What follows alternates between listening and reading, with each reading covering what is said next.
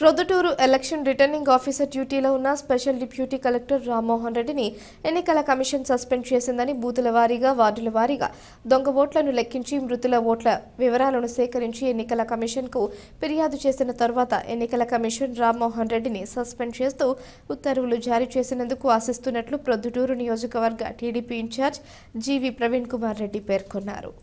Proddatur election returning ఆఫీసర్గా ఉన్న special deputy collector Rammohan గారిని సెంట్రల్ ఎలక్షన్ కమిషన్ ఉత్తర్వుల మేరకు స్టేట్ ఎలక్షన్ కమిషన్ వాళ్ళు సస్పెండ్ చేయడం జరిగింది.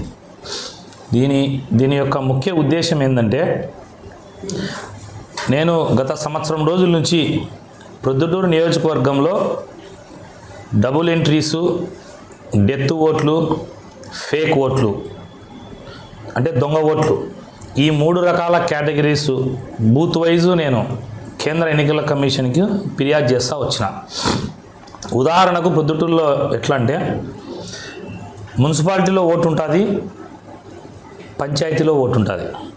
అలాంటివన్నీ కూడా ట్రేస్ అవుట్ చేసి నేను ప్రత్యేకంగా బృందాలను ఏర్పాటు చేసుకొని వాటన్నిటినీ సేకరించి ఆధారాలతో సహా ఒక వ్యక్తికి 2 చోట్ల పంచాయతీలో ఇటు మున్సిపాలిటీలో ఓట్లు ఉన్నాయని చెప్పేసి పెట్టడం జరిగింది. తర్వాత గత 10 సంవత్సరాల నుండి ప్రొద్దుటూరు నియోజకవర్గంలో చనిపోయిన ఓటర్లది అంటే మృతుల సంఖ్య అంటే డెత్ ఓట్స్ అంటారు. ఈ డెత్ ఓట్స్ను కూడా ఎక్కడే కానీ తొలగించలే. వాటన్నిటిని కూడా మేము సర్వే చేసుకొని పార్టీ తరఫున డెత్ ఓట్స్ అన్నీ బూత్ వారీగా ఇవ్వడం జరిగింది. మరి అధికార పార్టీ నాయకుడు, బలవంతుడు, త్వరలో మాజీ ఎమ్మెల్యే కాబోతున్న రాచమల్లు ప్రసాద్ రెడ్డి గారు, లేకపోతే ఇంకా ఎవరైనా అధికార పార్టీ వాళ్ళ ఒత్తిళ్ళ వల్లనో ఆయన మేము ఇచ్చిన వాటిపైన సరిగా చర్యలు తీసుకోలేదు. విత్ రికార్డెడ్గా ఇచ్చిన నేను ఒక వ్యక్తి పలానా ఎపిక్ నెంబర్లో పలానా చోట ఓటు ఉంది, అదే వ్యక్తికి మళ్ళీ ఇంకొక ఎపిక్ నెంబర్తో ఓటర్ ఐడి నెంబర్తో ఇక్కడ ఓటు ఉందని ఇచ్చినా కూడా చాలా మటుకు తొలగించలే. దానికోసం అని చెప్పేసి కేంద్ర ఎన్నికల సంఘం నేను పెట్టిన లెటర్స్ పైన నేను ఇచ్చిన ఆధారాలని కరెక్ట్ అనే ఉద్దేశంతో ఆయనను సస్పెండ్ చేయడం జరిగింది. నేను రాచమల్లు ప్రసాద్ రెడ్డి గారిని, అలాగే పోలీస్ శాఖను, రెవెన్యూ శాఖను ఒకటే కోరుతాండా, నా పైన వ్యక్తిగతంగా కేసు పెట్టినా కూడా నేను కడుపులో పెట్టుకున్నా.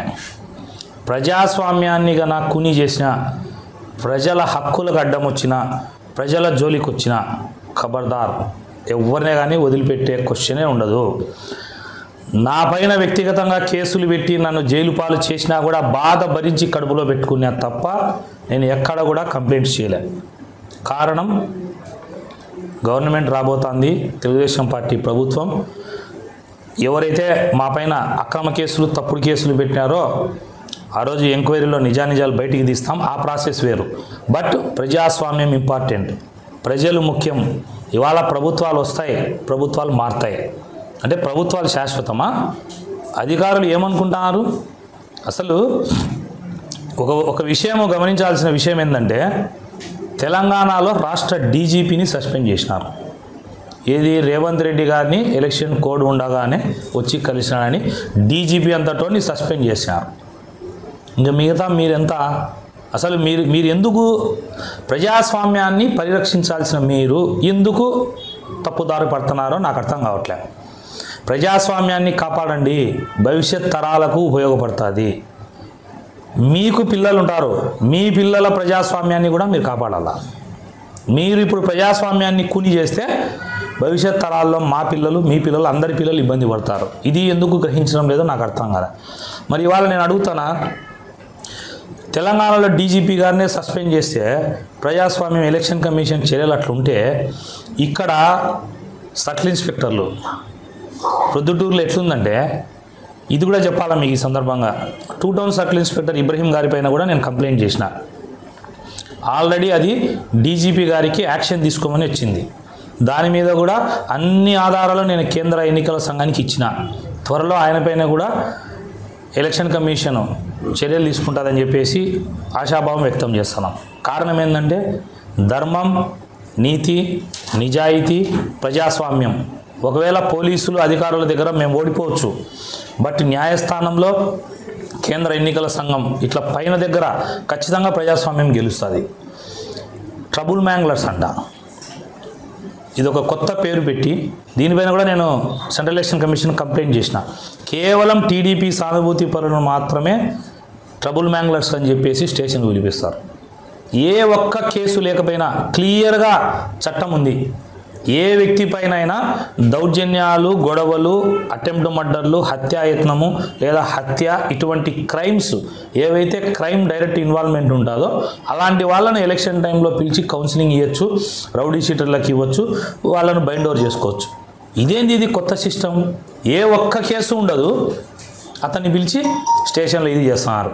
అన్ని స్టేషన్స్కు సీసీ కెమెరాల్లో చూడమని సెంట్రల్ ఎలక్షన్ కమిషన్ కంప్లైంట్ చేసినా ఎవరెవరిని ఏ టైంలో పిలిపిస్తున్నారో అన్ని ఆధారాలతో సహా మేము అక్కడ గూగుల్ మ్యాప్లో టైము, డేట్తో సహా ఫొటోస్ తీసుకొని స్టేషన్ కాడ అన్నీ కూడా పెడుతున్నాం.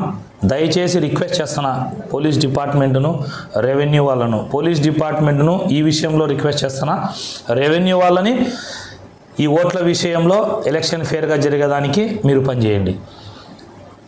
ఇంకొక విషయం గమనించాల్సింది ఏంటంటే ఇప్పుడు రాచమల్లు ప్రసాద్ రెడ్డి గారు చెప్పినారనో ఓట్లు తొలగించకుండా వాళ్ళకు అనుకూలమైన ప్రాంతాల్లో పెట్టుకున్నారు కదా, ఇప్పుడు ఆయన సస్పెండ్ అయినాడు, ఈయన ఏమన్నా కాపాడగలడా?